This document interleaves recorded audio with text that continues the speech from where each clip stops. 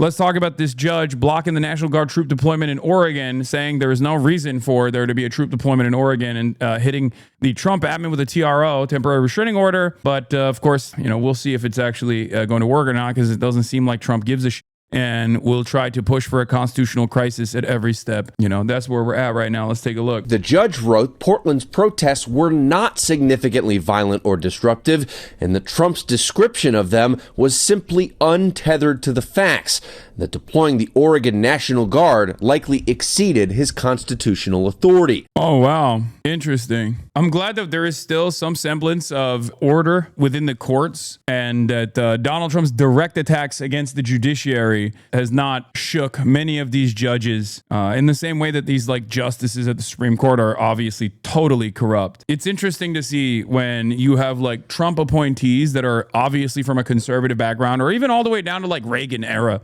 judges turning around and being like, dude, enough. You know what I mean? This is our job. Our job is to literally put a check on what you're doing. And it's very obvious that you are leading the country into an incredibly unstable place that will have repercussions that are long lasting. Now, of course, the top slot is still overtaken by these Christ-cucked crypto fascists who don't care about anything other than appeasing the interests of their masters, whether it be the Heritage Foundation or the Federalist Society, or just American capital in general. But this kind of stuff at least gives me a little bit of confidence that maybe, this is basically the last line of defense. Now, of course, you should not sit around and wait for the courts to properly adjudicate and defend your constitutional rights. You still need to show up. You still need to make a big fuss. You still need to showcase your discontent. And it works in unison. It works in tandem. You show up, you showcase your discontent, and then people are reminded that we are not obeying in advance to the wishes of this administration as they very clearly move in the direction of full autarky, full authoritarian control over every aspect of the American government. As the president, you must have an actual facts based on reality, not social media or just your gut feeling if you want to mobilize the military. Now, to be clear, the judge's ruling simply bans the president from sending the National Guard here to Portland. Portland's police chief has also pushed back against the National Guard here. He fears that it would just escalate crowd behavior. Of course, the Trump administration has appealed. That's the other thing.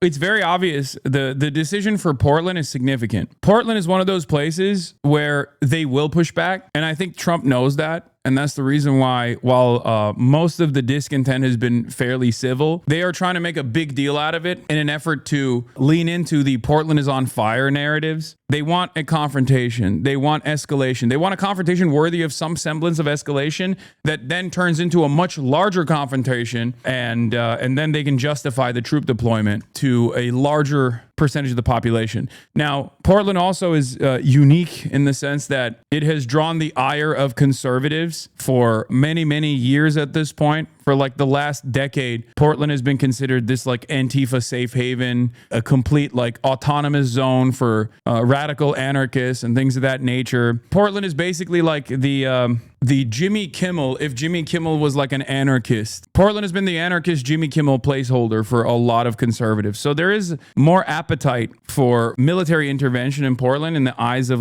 many Republicans. And I have noticed that he's not doing this kind of stuff in red states, because I think he also recognizes that if he were to pull this same in red states, then the red states would start also experiencing discontent and showing up, and he would start withering away his base of support. So it's not just about punishing the liberals in general. He will inevitably punish anyone who is a naysayer. It's clear that he's trying to do this in these liberal safe havens. And it's so crazy because this kind of political polarization coming from the top office, when you're supposed to be the president of all Americans and not just a increasingly shrinking number of Americans with unlimited appetite for death and destruction that see you as a cult leader, that see you as this heaven's mandate receiving monarchic style figure. That's not how things are supposed to operate in this country. As long as he keeps doing this stuff while not improving people's material circumstances, I think more and more people are going to get frustrated and be like, all right, enough with this tomfoolery. Fix the goddamn prices, big dog. And this has been my argument. This has been my argument from the jump. Donald Trump may think it's a political winner, but it's a political loser. Oppose Trump deploying in a U.S. city, active duty U.S. military, 61%. The National Guard in particular, 58%. When you get 3 in 5 Americans agreeing on anything, you know if that is on the opposition side, it's a political loser. And among independents, who are, of course, that key block in the middle of the United States political electorate, we're talking about 2/3 of independents there and about who oppose the deployment of either active duty U.S. military or National Guard into U.S. cities. What are the questions that people are asking, or what are the issues they see with these deployments? Okay, look, I think it's that they don't buy Donald Trump's case for why these troops must go into the U.S. cities. So the New York... I think those numbers are still, the numbers on the support side are still unimaginably high. And obviously, in a competent, normal, democratic process, like, these numbers are incredible, and it should cause any administration to very quickly turn around and not do this. But we don't live in a normal government. We live in an abnormal government, and we live in abnormal times. And the very fact that there are still Republicans who are like, hell yeah, no, please kill some, they, thems in Portland, and it'll make me feel better, is insane to me. So about 39% are just like invested in shooting at anarchist English majors and stuff? Like, is that what's going on? Is that where we're at? That's what I'm supposed to believe? Adam Johnson says, engaging with public opinion is useful, but I think it's important to understand that Trump and his close band of ideological confederates do not care about the public opinion. They believe that once they're done, it'll have little bearing on who's in the White House January 21st, 2029. Now, having said that, I don't fully agree with this. The reason why I don't fully agree with this is because while it's correct that the Trump administration doesn't care about public opinion all that much, the goal here for the population in general and for all of you is to get other people on board and make this as costly as possible, make this as difficult a process as possible. When you make this a difficult process, when you don't obey in advance, for example, you cause the administration to reconsider. You cause the administration to think, okay, maybe we can't get away with this. That's how it works. That's it. That's why discontent is important. That's why discontent is extremely important. That's why protests are extremely important, no matter what the cost. Trump may use the National Guard to intimidate rivals, or big city crime will spiral out of control if the troops don't go into cities. What you see here is the majority that takes the case is that Trump may use the National Guard to intimidate political rivals at 51%. Just 42% of Americans agree with the Donald Trump stance that, in fact, big city crime will spiral out of control if the National Guard doesn't go into U.S. cities. So essentially what we're seeing here is Donald Trump's making a case, the Democratic opposition's making another case, and the Democratic opposition's case is winning here, and that is a big reason why what you see is you get about 3 in 5 Americans saying they don't want troops going into U.S. cities. I cannot believe that 42% of Americans think big city crime will spiral out of control without the National Guard. And the only reason why so many Americans polled still to this day believe this insanity is a direct consequence of, under the Brandon administration, the liberal media, all of the local news broadcasters, and also the national news broadcasters being completely dominated by reactionary framing on crime and punishment. The notion that these cities are actually on fire. Okay, this kind of made up fear mongering has been incredibly effective in brain breaking your elderly relatives. This is something that I have actively pushed back when Brandon was in charge. And I talked about the crime panic narratives and how damaging that would be eventually. And it has been. I mean, I have all my own relatives that have fallen victim to the crime panic narratives, assuming that Democrats actually don't care about crime at all, and that the only solution to crime is more aggressive apprehension initiatives, more aggressive detainment initiatives, which, of course, when pushed to its logical limit, imply the utilization of lethal force in the hands of the American military against domestic enemies. And that's where we're at. That is precisely where we're at. That we wouldn't have gotten to this point if even the liberal side, if the Democrat side on this argument wasn't also completely leaning into the crime panic narratives out of fears that this was far too good a message being presented by the Republicans. This is another fantastic example of this, but with respect to ICE. Okay, Brian Schatz is the United States Senator from Hawaii. He says, why do we need snipers in our cities? Now, he said this on October 4th. Why are 6 masked men slamming a guy in a wheelchair in the ground? Why would an agent tackle a scared wife? Add the rhetoric of the president is increasingly manic and angry senior advisors, and we are at a fork in the road. Adam Johnson says, Brian, you supported doubling ICE's budget last year, backing what you described as a Republican border security bill. Given ICE's lawlessness, do you think in retrospect this was a wise idea? Now, to liberals, this probably comes across as an I told you so moment. Like, This is a cynical, radical leftist by the name of Adam Johnson, who's just simply trying to dunk on a Democrat at a time when we need to be united. But this is a very important issue to address. Right now, we need to be on a defensive posture and we need to be united. We need to express solidarity with everyone, including liberals who are seeking to address some of the problems that this administration is engaging in. Having said that, however, it is important to make sure that liberals do address this dumb behavior. Liberals do address the fact that they also leaned into the crime panic narratives, leaned into the narratives about immigrants constituting a significant national security threat, because they are the ones who allowed this to happen. And the reason why we have to address this crisis and the Democrats in power setting up the stage, setting up the standard for Donald Trump to dunk on, okay,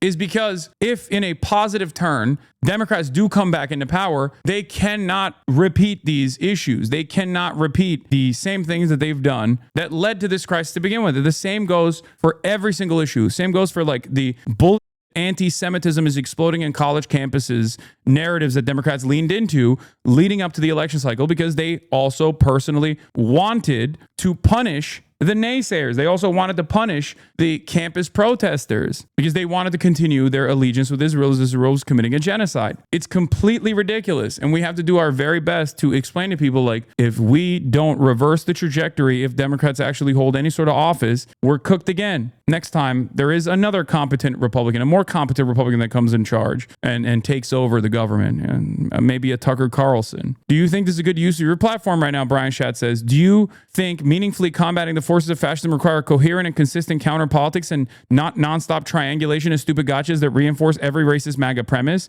I think it does. And I think it will continue to do so moving forward. The border was a mess. Things are way worse now. And a part of what I was doing was to prevent us from landing there. Yes, the White House's cutesy triangulation gotcha paid zero political dividends, raised the salience of the issue in Republicans' favor, and now Dems have no coherent counter argument because they embraced all of the Republican central premises. Perhaps moving forward, this could be avoided. This is exactly what I was crying about over and over again in the lead up to the election, when Biden, before October 7, on October 6, as a matter of fact, unveiled his right-wing border bill, if you remember. And the reason why they did that was because they were responding to how far-right people had become on the issue of the border, on the issue of immigration. And the only reason why the broader public was more right-wing than ever before in the history of the United States of America on the issue of immigration, in a nation that is comprised entirely of migrants, was because the Republicans had dominated the narrative with no counter-messaging and no pushback whatsoever from the supposed left flank party. They didn't do that. They didn't actually take the initiative.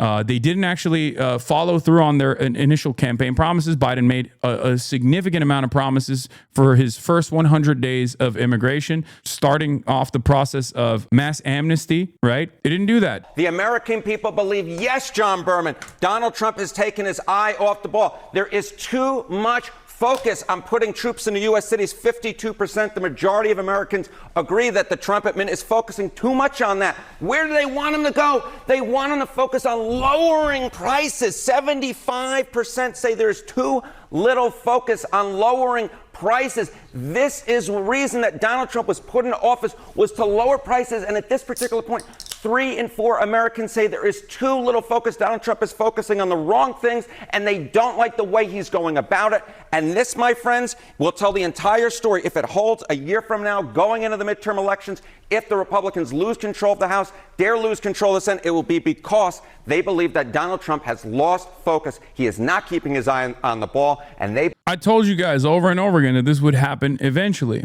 okay? I didn't even think that it would happen this fast, but then again, I also did not think that Donald Trump would be this much of a force. I didn't think he would be this swift in ruining everything and breaking everything, okay? I thought it would have taken a little bit more time. Yeah, Donald Trump has been speedrunning his first year in office, and very clearly, this has been frustrating for a lot of people. And it's been so frustrating that even in the absence of good leadership from the Democratic Party, people have actually mobilized on their own. This is a rare moment where I don't fully agree with Adam Johnson as far as like the Trump administration. I do agree with him when he says like the Trump administration doesn't care about popular opinion. But in general, every administration has to manage whatever kind of direction that they're taking. And even if the Donald Trump administration is very actively trying to undermine what remains of like constitutional protections in this country, ultimately, if there is too much public discontent. The Trump administration Sunday reassigned roughly 200 California National Guard troops to Portland. And Texas's Republican governor confirmed he'd authorized the federal use of 200 troops in several cities, including Portland. Portland is burning to the ground. You have agitated. It's so crazy, bro. What are we doing? Whenever I hear the president just routinely lie like this in a way that is so transparently untrue, because he's not even like trying to massage the narrative. He's just actively coming out and being like, nah, the sky is actually not blue. It's a different color you've never seen before. It's green. Everybody knows the sky is green. It's not blue. You don't need oxygen for survival. Everyone knows you don't need to breathe. You can just see, I'm doing it right now. He can just sit there and be like, they're burning down Portland. Portland is on fire. And because so many people are never gonna go to Portland, and so many people are already operating under the assumption that Portland is on fire, they just look to this dumbass and go, yeah, he's right. He's so right. Portland is on fire. Please, Mr. President, kill those people that are lighting Portland on fire.